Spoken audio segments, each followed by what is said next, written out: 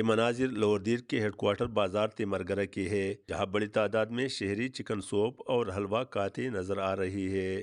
Lower دیر میں سردی کا راج بدستور قائم ہے اور یہی وجہ ہے کہ شہری دیگر گرم کھانوں کے ساتھ ساتھ چکن سوپ اور حلوہ کھاتے ہیں۔ جی ہم تیمرگرہ میں بہت سردی ہے، تیمرگرہ میں ہم بھائی سوپ پینے کے لیے آئے دوستوں کے ساتھ اور انجوائے بھی کر رہے ہیں۔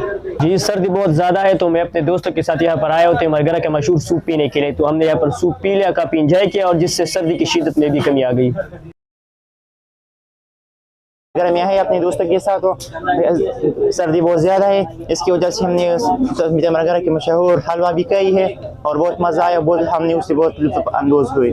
شہریوں کا کہنا ہے کہ چکن سوپ اور حلوہ موسم سرما کا بہترین تحفہ ہے، جو نہ صرف وٹامن کا بھرپور غذا ہے بلکہ جسم کو حرارت بھی پہنچاتا ہے۔ تیمرگرہ میں سردی کو کم کرنے کے لیے لوگ دور دور سے آتے ہیں اور یہاں پر گرم چکن سوپ اور حلوہ سے مزہ لے رہی ہے۔ کیمرہ ٹیم کے ساتھ رحمت اللہ سواتی، تیمرگرہ، لور دیر۔